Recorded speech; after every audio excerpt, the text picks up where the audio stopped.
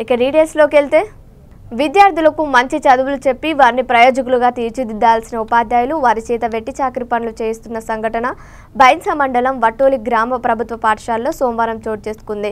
బలపం అందించి అక్షరాలు దిద్దే చేతులకు చీపురు ఇచ్చి చెత్తను ఉడిపిస్తున్నారు. అందుకు సంబంధించిన వీడియోలు, ఫోటోలు సామాజిక మాధ్యమాల్లో వైరల్ అయ్యాయి.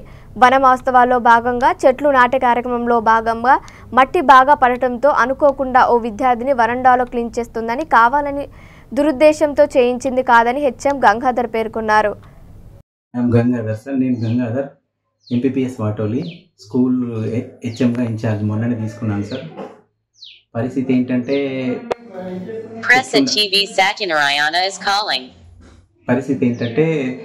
ఈ చెట్లు పెట్టడంలో భాగంగా అదంతా మొత్తం క్లీన్ చేద్దామన్న ఆలోచనతో పాములు బాగా తిరుగుతున్నాయి, కోతులు కూడా బాగా దింగానే వేస్తున్నాయి.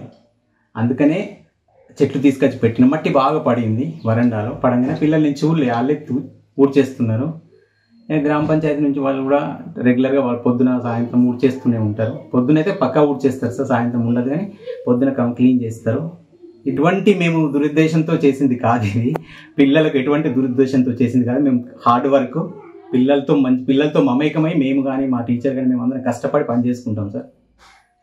సరిగా దాంట్లో బాగానే ఏం మాట్లాడలేకపోతున్నాం.